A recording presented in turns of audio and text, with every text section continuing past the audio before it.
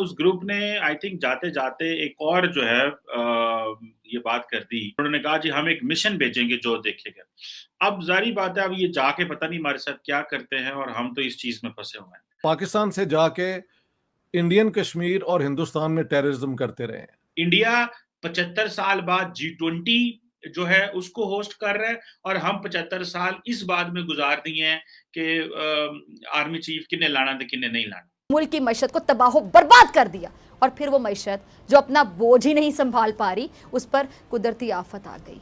तो ये कैसे मुमकिन था कि मुल्क सरवाइव कर पाता? लेकिन इसके बावजूद वेस्टर्न पावर जो है they are dependent on India. अवाम चीख रहे हैं, लोगों के पास ना खाने को है ना पीने को है, घर बार सैलाब बहा ले जा चुका, बीमारियां फूट रही हैं, फसलें तबाह हो रही हैं, इजलास की किल्लत पैदा हो चुकी। 200 के करीब मीटिंग्स होनी है इस G20 में, 200 मीटिंग्स होनी है। सो आप इमेजिन कर सकते हैं। एप्पल फोन का डायरेक्ट मैन्युफैक्चरिंग टाटा करेगी और टाटा के पास Tata is worth about 150 billion US dollars. तो इंडिया पूरी की पूरी जो G20 है उसके साथ इन इश्यूज पे बात कर रहा है और पाकिस्तान जाके सऊदी अरब कहता है कि $2 अरब दे दो तो साल कटा दो। और इसके होते हुए मुल्क किसी सूरत तरक्की नहीं कर सकता। साथ साथ कई इस किस्म के ग्रुप्स भी पाकिस्तान से निकले हैं। इसी वजह से जो है हम FATF में भी गए। हेलो फ्रेंड्स, जय हिंद। हिंदुस्तान स्पेशल में आपका स्वागत है। दोस्तों, पाकिस्तान भले ही आतंकी फंडिंग व मनी लॉन्ड्रिंग मामलों पर नजर रखने वाली अंतरराष्ट्रीय संस्था फाइनेंशियल एक्शन टास्क फोर्स को अपनी झूठी दलीलों से बहकाने का प्रयास करे, लेकिन FATF को उसकी सच्चाई का अच्छी तरह से अनुमान है। FATF के एशिया प्रशांत समूह ने आतंकी फंडिंग व मनी लॉन्ड्रिंग मामलों पर अंकुश लगाने के प्रयासों से जुड़े 11 में से 10 लक्ष्यों में पाकिस्तान के प्रदर्शन को घटिया करार दिया है। आतंकी संगठन जमात उद दावा प्रमुख हाफिज सईद और जैश-ए मोहम्मद संस्थापक मसूद अजहर पाकिस्तान में ही मौजूद हैं। इसके बावजूद पाकिस्तान ने इन पर कोई कार्रवाई नहीं की है। आपको यहां बता दें कि यूनाइटेड नेशन ने इन आतंकी संगठनों पर प्रतिबंध लगाया हुआ है। हाल ही में FATF की टीम द्वारा किए गए पाकिस्तान के दौरे से FATF नाखुश है और उसने पाकिस्तान द्वारा आतंक को रोकने के लिए किए गए प्रयासों को नाकाफी बताया है। तो पाकिस्तान के अंदर आइए जो FATF है, फाइनेंशियल एक्शन टास्क फोर्स, उनका एक ग्रुप आया हुआ था जो कि 29 अगस्त से 2 सितंबर तक रहा और वो पाकिस्तान की जो कंप्लायंस है उसको मॉनिटर करने आया हुआ था। लेकिन उस ग्रुप ने आई थिंक जाते जाते एक और जो है ये बात कर दी। उन्होंने कहा जी कि जो हमारी कंप्लायंस है वो 40 आउट ऑफ 38 जो है ठीक है, जो जो टेक्निकल रिकमेंडेशन है जो है।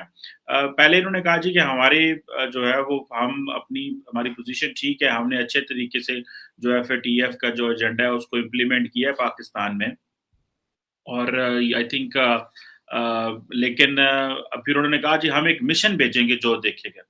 अब जारी बात है, अब ये जाके पता नहीं हमारे साथ क्या करते हैं और हम तो इस चीज में फंसे हुए हैं। उधर भारत में आप देखें कि जो और इसका जारी बात है, एक जो इम्पैक्ट है वो पाकिस्तान की इकोनॉमी में भी पड़ रहा है मुसलसल। कि मैं देख रहा था कि जो डॉलर है वो आज की डेट में $1 is equal to almost 232 Pakistani rupees और IMF का प्रोग्राम भी आ गया है, लेकिन डॉलर जो है वो ऊपर नहीं जा रहा है। इसके इंटरनेशनल इश्यूज भी है इसमें। डॉलर की वैसे भी कीमत ज्यादा हाई है, बाकी ग्लोबल करेंसीज भी उनकी वैल्यू भी कम हो रही है। इसमें सिर्फ पाकिस्तान का नहीं, लेकिन ये पाकिस्तान का क्योंकि ऑलरेडी बड़ी मुश्किल में है तो हमारे लिए मसाइल है। उधर देखिए तो इंडिया जो है उसने 2023 के लिए जो G20 समिट है उसकी उन्होंने जो है वो ऐलान कर दी है और G20 समिट जो है वो सितंबर 2023 में और जिसे आप कह लें कि वो करेंगे और इसका जाहिर बात है एक इंडिया को ग्लोबल इमेज जो है वो बेहतर होने वाला है। अब इसका जो ग्लोबल डिप्लोमेसी है उसमें इंडिया अपने आप को उसके सेंटर में लाना चाह रहा है और अब जाहिर बात है कि रशिया की जो यूक्रेन की इन्वेजन है उसका टॉपिक हो, पूरी दुनिया में इन्फ्लेशन जो महंगाई बढ़ी है उसका टॉपिक हो, जो इकोनॉमिक चैलेंजेस हैं, डिस्ट्रैक्ट है और जो मार्केट के ऊपर प्रेशर है, जाहिर बात है ये डिस्कशन होनी है। जबकि पाकिस्तान में क्या डिस्कशन होनी है, FATF की। पाकिस्तान में क्या डिस्कशन हो रही है कि जनाब इमरान खान कहते हैं कि आर्मी चीफ को और एक्सटेंशन दो, मैं आके आर्मी चीफ को एक्सटेंशन नया लेके आऊंगा, इस आर्मी चीफ को यही रहने दो। ठीक है जनाब, पाकिस्तान में ये डिस्कशन हो रही है, और पाकिस्तान पूरी दुनिया से, जैसे कहते हैं ना, अलहदा है, कटा हुआ है। पाकिस्तान पूरी दुनिया, उसको पता ही नहीं है कि दुनिया में किस तरह के निजाम और किस तरह की बातें हो रही हैं। इंडिया 75 साल बाद G20 जो है उसको होस्ट कर रहा है, और हम 75 साल इस बात में गुजार दिए हैं कि आर्मी चीफ किन्ने लाना तो किन्ने नहीं लाना। फाड़ लो इन्होंने, सियासतदानों ने हमारी जो है ना वो कर दी है, और फ्लड्स वैसे आए हुए हैं, डॉलर वैसे ऊपर चढ़ रहा है, लेकिन कोई किसी को परवाह नहीं है। अब इंडिया जब G20 को बिठाएगा तो जाहिर बात है किस चीज की बात करेगा? जो मैंने आपसे बातें की ये तो है, लेकिन इंडिया चाइना की भी बात करेगा। अब इंडिया और चाइना वो मुल्क हैं जिन्होंने रशियन इन्वेजन को प्रॉपरली जो है वो कंडेम नहीं किया, एक्सप्लिसिटली जिसे कंडेम कहना वो नहीं किया। तो अब आप इमेजिन करें कि लेकिन इसके बावजूद वेस्टर्न पावर जो है they are dependent on India. 200 के करीब मीटिंग्स होनी है इस G20 में, 200 मीटिंग्स होनी है। सो आप इमेजिन कर सकते हैं कि अगर 200 मीटिंग होनी है तो उसके लिए कितने बड़े पैमाने पे हॉल्स चाहिए, इंफ्रास्ट्रक्चर चाहिए, गाड़ियां चाहिए, कितने लोग आने हैं। तो ये सारा कुछ बड़े बड़े पैमाने पे होना है, तो इसके लिए जारी बात है ये चीजें ही जो है वो है दिल्ली वगैरह में ही होगा। और अब जो G20 की जो प्रायोरिटीज हैं वो जारी बात है उसमें वो टॉप एजेंडे पे बात करने वाले हैं।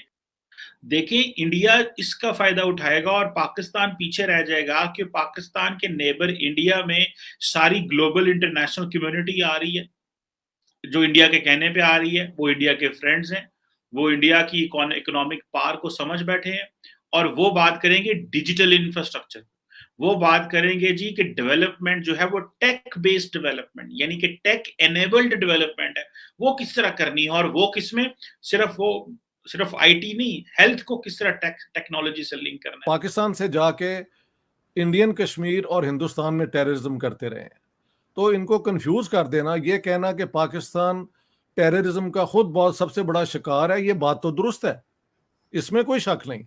सबसे ज्यादा जानें इसमें पाकिस्तानियों की गई हैं, लेकिन जिन ग्रुप्स ने जाके पाकिस्तान को बदनाम किया है ना दूसरी दुनिया में, मतलब हिंदुस्तान, यहाँ से ट्रेन होके लोग, वो क्या कहते हैं, लंदन के अंदर भी अटैक हुए थे, मैड्रिड, ये सारे कनेक्शंस अब ट्रेस कर लिए गए हैं और इसमें कोई शक नहीं है।